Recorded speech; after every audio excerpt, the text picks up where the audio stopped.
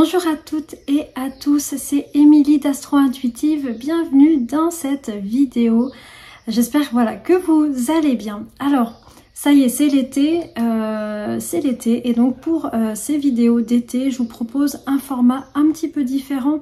Je vais revenir à ce que je faisais avant, tout simplement parce que ça me demande un peu moins de temps de montage et de technique. Donc pour les vidéos de l'été, les vidéos de juillet et d'août, je vais vous préparer des petites capsules astro pour les nouvelles lunes, les pleines lunes, des vidéos un peu plus courtes. Alors je sais que ça va ravir certains de mes auditeurs qui préféraient ce format. Donc voilà, il y en aura un peu pour tous les goûts.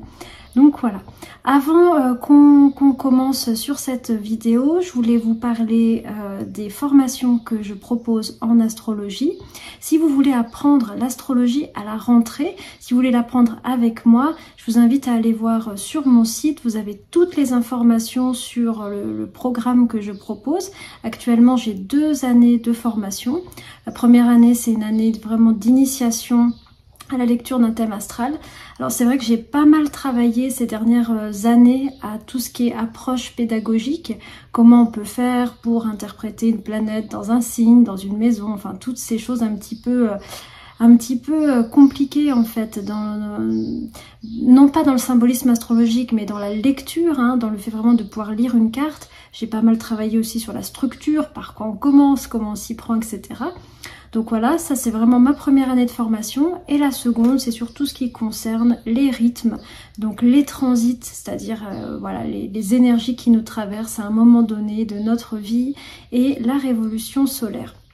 Je prends pas énormément d'élèves chaque année parce que j'aime bien quand même pouvoir accompagner les personnes avec qui je travaille. Donc voilà, si vous avez envie de travailler avec moi, allez voir et puis ne traînez peut-être pas trop, mais bon, sans pression non plus. Alors on y va, je vais commencer cette vidéo. Donc on va parler de l'astrologie du mois de juillet. Juillet s'ouvre avec une nouvelle lune, c'est la nouvelle lune du 6 juillet. Avant qu'on commence, je vais faire un tout petit... je vais vous montrer quelque chose. On va juste faire un petit focus. Voilà, je pense que ça va marcher. Oui, ça marche. Formidable. On fait un petit focus avec Olympia sur les mouvements planétaires qu'on va avoir au mois de juillet. Tout de suite, ça nous situe. Alors sur ce petit tableau, vous allez trouver les changements entre direct et de position, de mode entre direct et rétrograde des planètes, et vous allez trouver également les changements de signes ainsi que certains aspects importants qu'on va avoir. Donc déjà, si vous voulez, ça va nous dresser un petit peu un tableau du mois. Donc on voit qu'on commence le 29 juin. Donc un petit peu avant cette nouvelle lune qui arrive avec la rétrogradation de Saturne. Donc Saturne a pas mal avancé dans le signe des poissons. On voit qu'au 29 juin, il est à 19 degrés, ce qui est vraiment pas mal déjà. Et donc il va rétrograder, repartir en arrière, ce qui symbolise assez souvent un moment de réflexion, parce que déjà que Saturne est une planète liée à l'introspection, à l'intériorisation, sa phase rétrograde vraiment semble nous dire prends ton temps, prends le temps de digérer, prends le temps de réfléchir. Est-ce que tu peux avoir du temps pour toi, du temps pour un petit peu rassembler tes idées, rassembler tes forces? Et est-ce que tu peux aussi t'ancrer à l'intérieur de toi? Alors c'est vrai, c'est assez intéressant parce qu'on est actuellement dans un climat, en tout cas en France au niveau politique, où il y a beaucoup de précipitations. On va le voir, ça c'est très Mars-Uranus, je vais vous en reparler. Vous voyez cette petite conjonction, voilà, juste là. Voilà, Saturne rétro nous parlerait de pouvoir retourner un petit peu à l'intérieur de nous. Le 2 juillet, nous avons Mercure qui va passer de Cancer à Lion. Le 2 juillet également, nous avons la deuxième planète lente, vraiment importante, qui est Neptune, qui tourne également rétrograde. Alors Neptune rétrograde, je considère aussi que c'est une position de la planète qui est encore plus intériorisée. Neptune, c'est toujours une planète qui nous confronte à notre monde intérieur. C'est dur de vivre Neptune à l'extérieur de nous-mêmes, c'est tellement lié à notre spiritualité, à notre vie intérieure, que c'est pas tellement une planète de l'extérieur. Et donc la phase rétrograde, elle nous dit également, est-ce que tu peux prendre un temps, moi j'aime bien le voir comme ça, je vous le propose, à vous de voir si ça vous parle, un temps de réémerveillement, un temps pour remplir un petit peu, vous savez, notre réservoir artistique ou spirituel ou de grâce ou quelque chose comme ça. Maintenant, faut pas oublier quelque chose, Saturne-Neptune qui rétrograde, ça dure des mois, hein, donc c'est pas une thématique là tout de suite en juillet, hein, c'est un petit peu, on est sur une énergie plutôt qui nous dirige vers l'intérieur. Voilà, c'est ça qu'il faut retenir. Le 3 juillet, nous voyons un aspect planétaire dont on va parler, qui est l'opposition de Mercure à Pluton, qui en 2 mots symbolise le fait d'aller en profondeur dans la communication ou dans le champ de nos pensées. Je vais y revenir, hein, je ne vais pas aller trop loin parce qu'on va en parler. Le 11 juillet, nous avons Vénus qui passe de Cancer à Lion. Elle rentre dans une position beaucoup plus extravertie, hein, on passe des forces, de toute façon ça c'est toute la bascule entre juillet et août, où c'est toujours pareil, on commence juillet avec des énergies Cancer plutôt intériorisées, introverties, et août est plutôt une énergie qui extériorise, une énergie plutôt solaire. 12 juillet, nous avons l'opposition de Vénus à Pluton. En termes de thématique, on parlera de transformation relationnelle, on parlera aussi d'authenticité relationnelle. Puis nous avons le 15 juillet la conjonction Mars-Uranus qui parle assez clairement d'une action décisive, d'une action rapide ou d'une action parfois précipitée. Nous avons ensuite le 20 juillet le passage de Mars qui quitte le Taureau pour aller dans le signe des Gémeaux, qui va être une position beaucoup plus dynamique hein, pour Mars. Et puis le 21 juillet, nous avons un carré d'Uranus à Mercure, qui symbolise souvent un état d'agitation, mais aussi un état d'effervescence intellectuelle. Et enfin, le 25 juillet, notre cher Mercure passera de Lion à Vierge. Voilà, ça c'est un petit peu le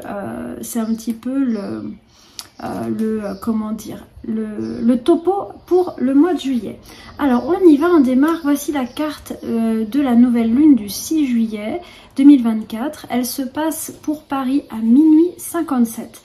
Ici vous avez une carte avec des maisons, avec un ascendant. La plupart du temps je monte les cartes sans maison, sans ascendant, pour que quel que soit le lieu où vous êtes à la nouvelle lune, eh bien vous ayez la même information, et de toute manière je ne vais pas forcément interpréter les maisons.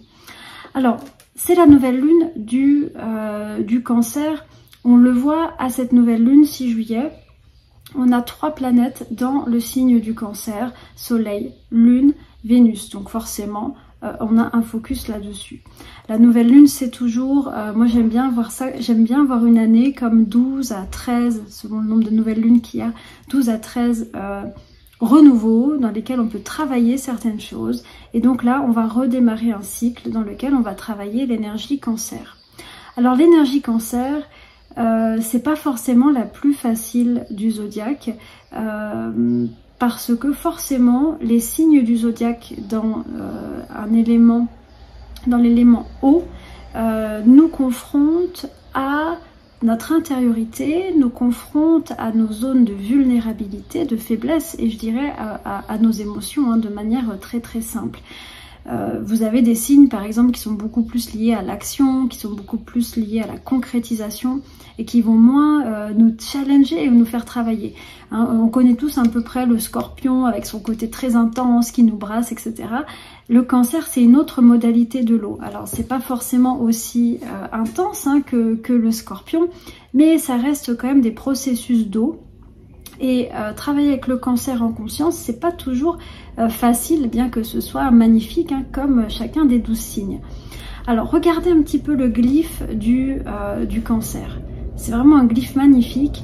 Il représente tout à fait l'intériorité. Je pense que c'est le glyphe zodiacal qui représente le plus le monde intérieur, le fait de retourner en soi.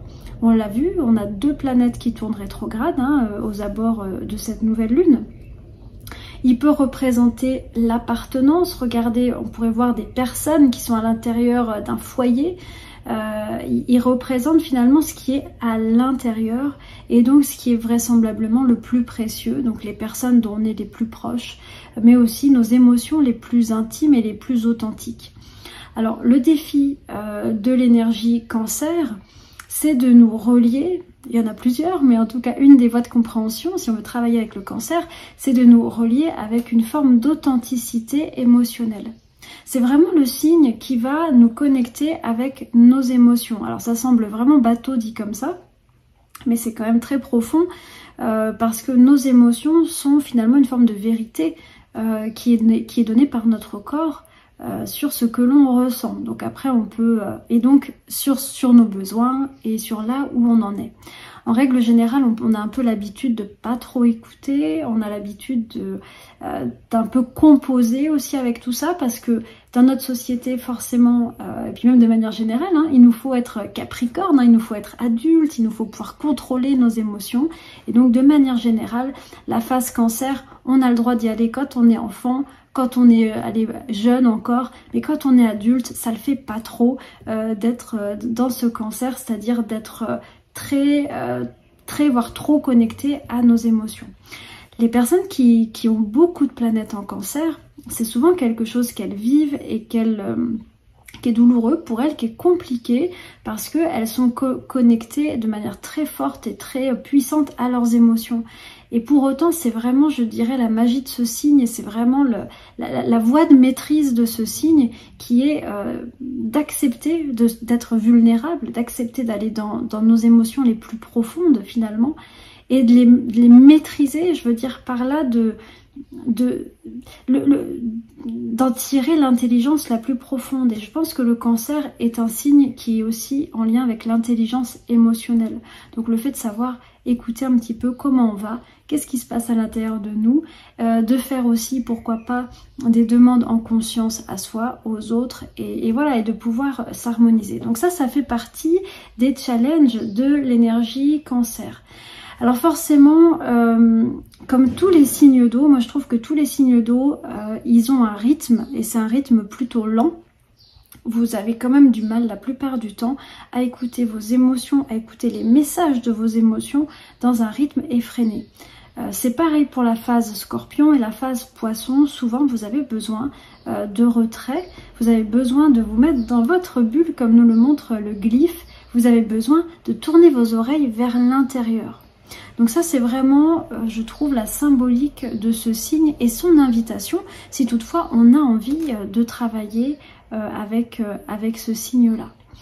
Je trouve aussi que le cancer est une énergie, donc voilà, pardon, je vais aller jusqu'au bout de mon idée. Le cancer donc nous enseigne, je dirais, la capacité à soutenir notre vulnérabilité. Et j'en viens à ma deuxième idée. Pour ce faire, il faut être particulièrement dans le non-jugement envers soi et dans l'accueil de ce qui est. C'est pas parce qu'on a des émotions très fortes qu'on est forcément immature, etc. Donc, il y a toute une idée aussi comme ça de pouvoir accepter sa vulnérabilité, accepter ses émotions. Mais non, pour autant, aussi maîtriser le cancer, c'est aussi ne pas se laisser emporter, engloutir par ses émotions. Se laisser engloutir par nos émotions, ça serait agir sous le coup des émotions justement, et ça donne souvent des actions un peu immatures ou un peu décousues, ça donne des réactions, et ça c'est pas non plus, c'est un peu l'ombre du cancer. Donc ça c'est le premier grand axe, si vous avez envie de travailler dedans, c'est de finalement, je trouve que dans le cancer il y a presque une idée de déconstruire la carapace capricornienne qu'on a tout le temps, cette figure qui doit toujours masteriser, qui doit toujours être compétent, qui doit toujours se montrer dans le contrôle, etc. Bah là, non, c'est pas vraiment l'énergie. Et pour autant, il faut s'ouvrir à ça sans perdre les pédales. Donc voilà, c'est tout l'enseignement, je pense, de ce signe-là. Le cancer, c'est vraisemblablement l'un des signes les plus yin du zodiaque, c'est-à-dire les plus féminins. Et l'été est toujours très intéressant pour ça, parce que on navigue d'abord dans le signe le plus féminin, puis ensuite le plus masculin avec le lion. Hein, c'est le signe régi par la lune, le cancer, puis par le soleil, le lion. Donc ça c'est vraiment intéressant d'essayer d'appréhender la phase lunaire, la phase réceptive, la phase émotionnelle de nous, la contacter. L'autre grande thématique du cancer, ça concerne l'appartenance. J'aime beaucoup ce mot pour le cancer, c'est vraiment qui est-ce que vous incluez dans votre tribu. Une fois que vous devez refermer les portes de chez vous ou les portes de votre cœur, hein, on va dire, qui est-ce que vous faites rentrer dans votre cœur, qui est-ce que vous faites rentrer dans votre maison, dans votre tribu. C'est toutes des questions comme ça. Et la phase cancer est souvent un bon moment pour se rapprocher des personnes qui nous sont chères, qui sont importantes pour nous. N'oublions pas, c'est de l'eau, hein, c'est des émotions, donc c'est vraiment... c'est lié à des processus souvent affectifs ou émotionnels. Donc on peut aussi travailler dessus, donc ça peut être, j'en parle souvent, c'est aussi le moment des vacances scolaires, donc souvent on a plus nos enfants si on est parents, c'est souvent du temps, on a plus de temps aussi peut-être pour aller voir nos proches, notre famille, etc. Donc c'est vraiment l'idée de ce signe-là. Donc ça c'est assez général, c'est si on veut travailler avec le signe du cancer. J'attire aussi votre attention sur le fait qu'on est dans un moment, pendant toute la période cancer, on est finalement dans le mois du solstice. Le solstice c'est bien sûr un mois, c'est une date, pardon, un moment majeur, un moment d'intensité. Mais en fait, pendant tout le mois du cancer, eh bien, vous allez vraiment avoir un ensoleillement maximum. Je parle pas de météo, il peut faire tout à fait pourri et qu'on ait quand même une énergie du solstice. Ça signifie que le soleil se lève très tôt et se couche très tard. Et donc vous avez une qualité d'énergie très particulière. En tout cas, si vous m'écoutez depuis l'hémisphère nord, si vous m'écoutez depuis l'hémisphère sud, alors là, forcément, vous êtes carrément de l'autre côté. Donc ça aussi, c'est assez important de sentir cette forme de climax, d'apogée, hein, je dirais. Voilà. Donc, à vous de voir comment ça résonne. Essayez de voir s'il y a peut-être des émotions, voilà, des situations qui réveillent des émotions chez vous. Ça peut être le bon moment. Essayez de voir aussi s'il y a des gens dont vous voulez vous rapprocher. Si c'est pas le bon moment de resserrer les liens. Et puis, il y a une troisième grande thématique qui est vraiment très très chouette hein, avec le cancer quand on veut travailler avec lui. C'est la thématique de la grande mère. C'est la thématique du maternage, du soin, qui peut être travaillé comme un karma yoga, je dirais, envers les autres, prendre soin d'eux, mais aussi envers nous. C'est vraiment réveiller l'archétype aussi de la mère, hein, de la mère en nous, pour les autres, pour nous-mêmes. Donc ça peut être aussi très très beau d'aller explorer cette dimension-là, un peu plus archétypique, archétypale du cancer. Maintenant, on va voir un petit peu en quoi cette nouvelle lune, elle est un peu plus, elle est différente des autres nouvelles lunes en cancer. Alors moi, ce qui me frappe, c'est le fait qu'il n'y a pas de carré dans cette carte, il n'y a que des traits bleus, quasiment. On va pas s'en plaindre, hein, puisque les traits bleus, c'est souvent réputé pour être des aspects plus doux. Ça ne veut pas dire, à mon avis, qu'il n'y aura pas forcément de challenge, mais quand même, il y a une énergie qui me semble un peu plus smooth, un peu plus posé que dans des cartes où il y a beaucoup de carrés.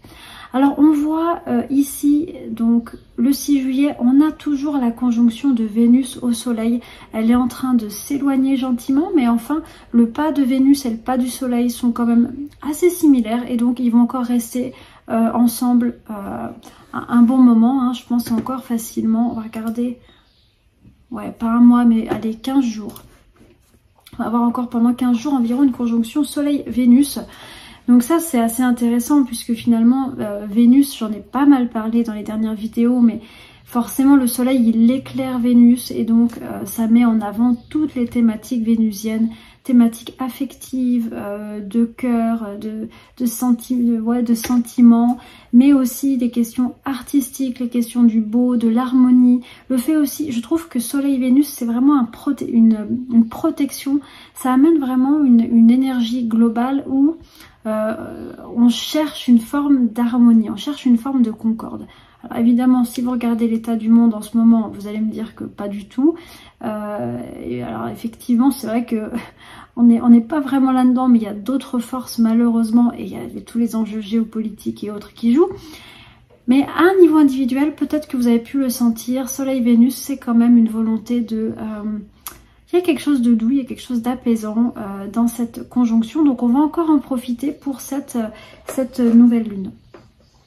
Ce qu'on voit également, alors tout de suite je vais commencer par ce qui m'intéresse le plus. On va commencer par On va commencer par allez, la conjonction Mars-Uranus, hein, quand même, qui un petit peu nous voilà, attire notre regard. Donc on a une conjonction Mars-Uranus.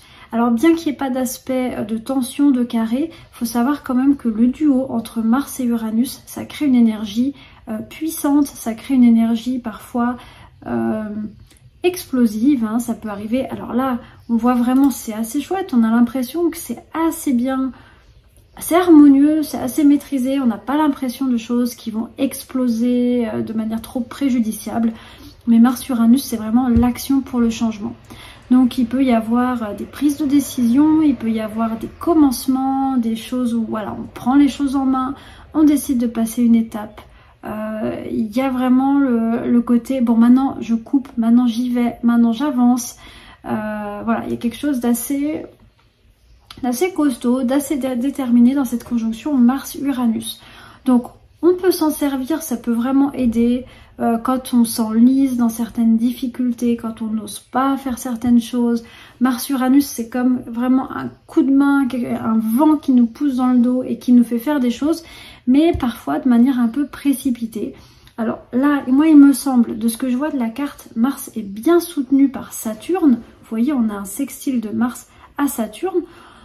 On a quand même l'impression ici que c'est vraiment sympa parce que à la fois on est poussé dans le dos, mais on agit quand même de manière assez raisonnée et raisonnable. Donc je crois que ça pourrait être vraiment intéressant.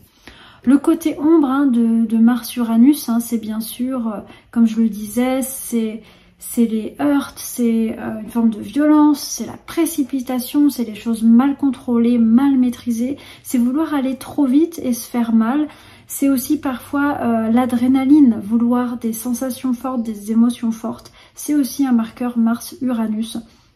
Après, on n'est pas tous réceptifs pareil. Si vous avez déjà un aspect Mars-Uranus dans votre carte, peut-être qu'il faudra le garder à l'œil, cette conjonction qui va quand même être là un bon petit moment, hein. Donc voilà, comme on l'a vu sur le tableau là en début, la conjonction Mars-Uranus a lieu exactement le 15 juillet. Voilà. Donc je retourne à ma nouvelle lune, hop là, du 6. Maintenant, j'aimerais bien qu'on parle un petit peu, on va regarder, parce que ça c'est quand même intéressant, on va regarder aussi les aspects que reçoit la nouvelle lune. Cette nouvelle lune, elle est donc, comme je vous le disais, soutenue par Vénus. Donc encore une fois, un très très bon moment pour aller vers tout ce qui est créatif, artistique, féminin, tout ce qui concerne l'harmonie, tout ce qui concerne le couple, l'affectif. Si vous avez des choses à régler par rapport à l'affectif, c'est certainement le bon moment. Et cela dit, c'est particulièrement vrai parce que Vénus va être en aspect à Pluton, mais je vais vous en reparler. Maintenant, cette nouvelle lune, elle est également soutenue par Saturne. C'est vraiment intéressant, encore une fois. Moi, j'aime beaucoup, vraiment, j'aime beaucoup ces aspects parce que Saturne, souvent, il joue le rôle de modérateur, il amène de la pondération, il amène de la profondeur aux actions, il amène une forme de sagesse. Et en trigone, c'est vraiment, moi ce que j'ai remarqué, c'est qu'assez souvent quand on vit par exemple un transit de Saturne en trigone, des fois on peut le sentir même dans d'autres aspects, mais moi j'ai beaucoup remarqué ça, les personnes souvent se sentent bien parce qu'il y a une notion de ok, je vais dans le bon sens, je maîtrise la situation, je sens que ce que je fais c'est juste, hein. Il y a vraiment une idée comme ça. Donc c'est vraiment intéressant. On voit que Saturne soutient le Soleil, soutient Mars. Et ça, en fait, en somme, ça amène une énergie de terre, une énergie d'ancrage. Ça peut vous aider si justement vous êtes quelqu'un qui qui peut être anxieux, qui peut être parfois un petit peu... C'est le cas par exemple dans l'Ayurveda, les profils un peu Vata, un peu aériens. Saturne leur fait souvent du bien. Parce qu'il vient amener un petit peu d'ancrage. Donc là j'ai envie de dire, on a un peu le meilleur de Saturne. Et il est possible, parce qu'on voit qu'on a un trigone Saturne-Lune, qu'il y ait aussi une idée d'apprendre à pondérer ses émotions. Et dans le trigone c'est assez intéressant parce que on n'est pas au point où les émotions sont complètement écrasées par une forme de contrôle, Mais plutôt, ok, on ressent nos émotions, on peut les maîtriser. Hein, c'est un peu ça l'idée de Saturne, Trigone, Lune. Donc c'est vraiment assez... ça soutient bien, si vous voulez. Je trouve que cette nouvelle lune, elle est bien soutenue. Maintenant, on va parler un petit peu des aspects. Donc, je voudrais vous parler des oppositions de Mercure et de Vénus à Pluton. Donc, Mercure opposé Pluton, ça a lieu le 3 juillet. Donc, un tout petit peu avant la nouvelle lune. 3 juillet, hop là, voilà. Alors, Mercure-Pluton, c'est quoi? C'est ce que je vous disais en introduction. Hein. Mercure-Pluton, c'est une idée de vouloir percer à jour des mystères. C'est une idée de vouloir comprendre des choses profondément et pas seulement selon les apparences. Pluton représente donc des choses qui sont secrètes, cachées, enfouies, des fois qui sont abîmées, qui sont salies ou corrompues.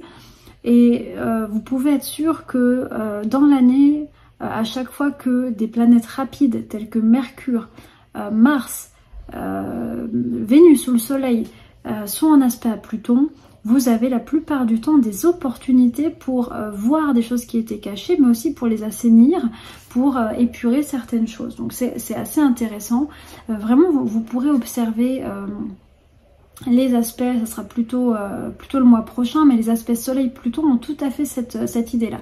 Alors Mercure-Pluton, ça peut être, c'est vraiment le duo planétaire au niveau archétypal qui parle d'une conjonction entre conscient et inconscient. Ça c'est juste génial. Mercure, c'est le champ de nos pensées, c'est ce à quoi on pense, c'est ce qu'on a conscience de penser en fait.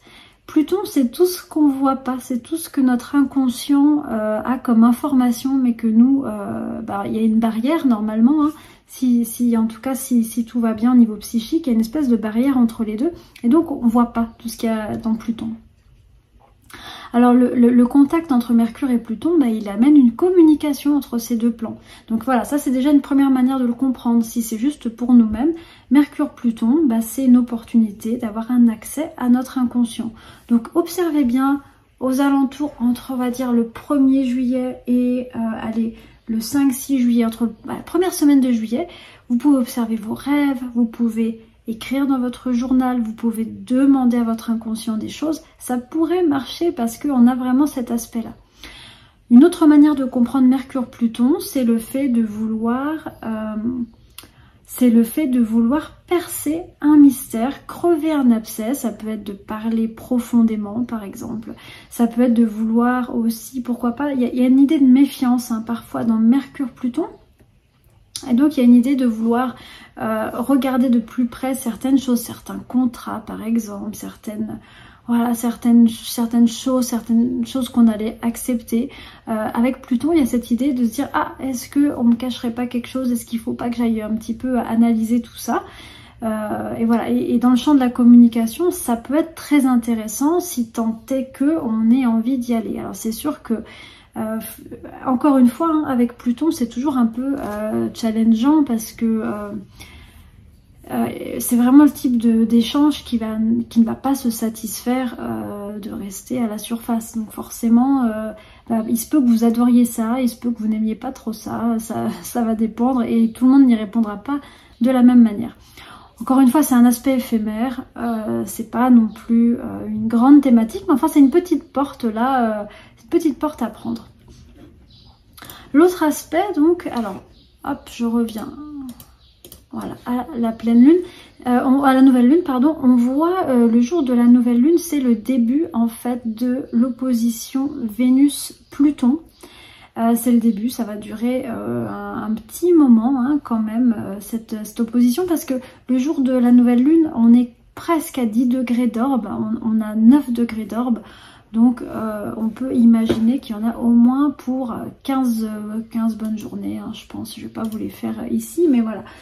L'opposition exacte Vénus-Pluton, c'est le 12 juillet. Comme je vous le disais, Vénus-Pluton, c'est toujours pareil, c'est l'idée pareil de mettre à jour des choses qui étaient cachées. Sauf que là, encore une fois, Vénus implique une idée d'affectivité, de sentiments, d'émotions aussi, et de relations. Donc Vénus-Pluton, c'est toujours une très bonne invitation pour gagner en authenticité relationnelle. De toute manière, dès lors que vous avez Pluton impliqué, je trouve que le mot-clé qui marche très très bien, c'est authenticité. C'est-à-dire, il n'y a pas de façade possible finalement quand on est dans ces énergies-là. Ou alors si, il y a une façade possible quand on est pris dans des aspects de Pluton. D'ailleurs, si peut-être vous avez des aspects de Pluton dans votre carte natale, c'est un peu l'ombre de ce type d'aspect. C'est tout ce qui va concerner la manipulation, le secret, la méfiance, le contrôle, le fait de jouer un rôle mais à l'excès en fait. Hein. Ça c'est parfois une manière de se défendre contre l'authenticité, mais enfin c'est souvent quand même des peurs hein, qui empêchent juste d'être authentique. Donc Vénus-Pluton, ça peut parler de ça. Est-ce que, alors voilà, vous pouvez aussi observer dans vos différentes relations. Alors j'entends quand même avec Vénus, il y a une idée d'affectif. C'est pas toujours l'affectif amoureux, hein, ça peut être l'affectif amical, même pourquoi pas. Mais il y a quand même une idée que voilà, des gens à qui vous tenez hein, particulièrement. Et vous pouvez un peu regarder un petit peu aux alentours justement de ce 12 juillet là. Est-ce que ça brasse ou est-ce que ça brasse pas? Et au contraire, si ça brasse pas, avec Vénus-Pluton, des fois on constate un renforcement des liens, on constate un engagement, on constate vraiment un sentiment de connexion très très fort avec des personnes. Mais je trouve que ça fonctionne si on a été vraiment authentique, si on a pu se parler vraiment profondément, et aussi si on résout les différents problèmes hein, qui peuvent se manifester dans les relations. Donc voilà, alors il y a un autre sens à Pluton. C'est un sens un peu plus spirituel. Vous savez que Pluton, c'est le gardien des enfers dans la mythologie gréco-romaine, Pluton Hadès donc. Et en astrologie karmique, Pluton il symbolise aussi, parmi toutes ces choses invisibles hein, dont il est le gardien, il symbolise parfois les mémoires karmiques. Donc il y a toujours un peu cette couleur-là, cette saveur un petit peu de connu et en même temps d'un peu malaisant hein, parfois avec Pluton. Donc observez, peut-être qu'il y aura des choses qui vous parleront dans l'été aux alentours de ces dates par rapport à cet aspect. Maintenant encore une fois, il faut relativiser des aspects Mercure-Pluton, Vénus-Pluton, on en a régulièrement. Donc voilà, on n'est pas à notre coup d'essai. On connaît bien tout ça. Et encore une fois, tout ça est soutenu par Saturne, hein, donc on a vraiment une énergie qui pose tout ça. Je vais finir par vous parler de la conjonction Saturne-Neptune. C'est maintenant, en tout cas, ça commence maintenant, parce qu'elle sera exacte l'an prochain. Mais elle s'approche, là on est vraiment à la phase optimale de la conjonction Saturne-Neptune. Et si vous voulez... c'est vraiment intéressant parce que Saturne là est en train de rétrograder, donc on n'aura plus hein, cette conjonction là jusqu'à la fin de l'année. Et j'aime beaucoup ce duo, je vous en ai parlé hein, dans les vidéos, notamment celle de janvier. J'aime beaucoup ce duo entre Saturne, qui est pour moi le plan terrestre, et Neptune, qui est le plan de l'âme. En tout cas pour moi, je le comprends comme ça. C'est vraiment l'union entre un principe spirituel ou esthétique, c'est une pure esthétique avec Neptune, et le plan terrestre concret. Et ça parle pour moi vraiment d'incarner un idéal, ça parle vraiment de manifester quelque chose de très intérieur, de manifester même quelque chose qui est presque de l'ordre du mysticisme ou de l'ordre de ce qui nous fait rêver. Alors c'est sûr que tout le monde n'a pas une vie spirituelle, donc ça parlera pas à tout le monde, mais pour des personnes qui ont connecté cette dimension-là, Saturne-Neptune, c'est vraiment incarné, hein, incarné dans notre corps, dans notre quotidien, dans notre vie, cette spiritualité ou ces idéaux. Et je trouve que c'est une très très belle conjonction. Voilà, on voit aussi hein, que Vénus, dont je vous ai parlé juste avant, elle reçoit beaucoup d'aspects aussi pour cette nouvelle lune. Elle est soutenue notamment par Neptune. elle est soutenue par Saturne, c'est vraiment très chouette, hein. Il y a vraiment un mélange entre voilà, la structure, en même temps une forme de grâce. Je trouve que le mot grâce il marche très très bien avec Neptune, hein. C'est vraiment des aspects Vénus-Neptune très esthétiques, très artistiques, très romantiques aussi. Ça parle vraiment, je dirais, de faire passer nos liens, nos relations à un autre état de conscience, si on en a envie, parce que voilà, il y a vraiment cette proposition-là. Et puis je voulais vous parler d'un truc, et vraiment je vais finir là-dessus, parce que c'est tout à fait lié à cette conjonction Saturne-Neptune. Ces derniers temps, je me suis intéressée, enfin ça fait déjà un moment, mais là c'est un peu plus fort, aux astéroïdes féminins, et notamment à travers le livre de Caroline Moyle. Je crois que ça s'appelle Astrologie des archétypes féminins. Malheureusement je lui rends pas hommage parce que je n'ai plus le titre de son livre en tête, mais je vous invite à aller regarder. Vous tapez Caroline Moyle et vous allez le trouver. Elle a écrit un livre à ce sujet que j'ai trouvé très inspirant, et donc elle m'a donné envie d'utiliser un tout petit peu plus les astéroïdes en astrologie pour regarder, et notamment on constate pour cette nouvelle lune une conjonction entre Mercure et Vesta. Vesta, c'est certainement l'astéroïde le plus spirituel, hein. C'est vraiment presque, c'est le pendant féminin de Neptune finalement, Vesta. Hein, vous connaissez peut-être les Vestales, les gardiennes du feu sacré. Vesta, elle représente vraiment, elle est très intéressante ici parce que pour moi, elle représente un peu la conjonction Saturne-Neptune. Pourquoi? Parce que Vesta, elle représente une forme de sobriété, elle représente une forme de centration, de pouvoir se centrer en soi-même, et une énergie de mysticisme. Et le fait d'avoir cette conjonction Mercure-Vesta, ça peut être aussi intéressant, ça peut exprimer un contact plus important avec cette dimension mystique ou cette dimension spirituelle. En tout cas, j'y vois vraiment un lien avec cette conjonction Neptune-Saturne. Voilà, donc je vais m'arrêter là pour cette nouvelle lune. Voilà, je vous invite vraiment à essayer de ressentir les énergies du Cancer, à essayer de vous les approprier. N'hésitez pas à écrire, à noter ce que vous vivez, parce que des fois ça permet vraiment de comprendre les lunaisons, les pleines lunes. Des fois d'ailleurs on vit des événements qui sont des petits événements, pas des grands événements, mais des petites choses qui sont vraiment marrantes, qui font vraiment, qui nous permettent de comprendre un petit peu mieux les lunaisons. Donc vraiment je vous invite à le faire. Voilà, je vous retrouve pour la pleine lune, on fera un petit point sur tout ça. Et puis j'avais dit que je parlerais pas longtemps, mais je suis tellement bavarde que j'ai parlé 37 minutes. Mais vraiment je vous remercie pour votre attention.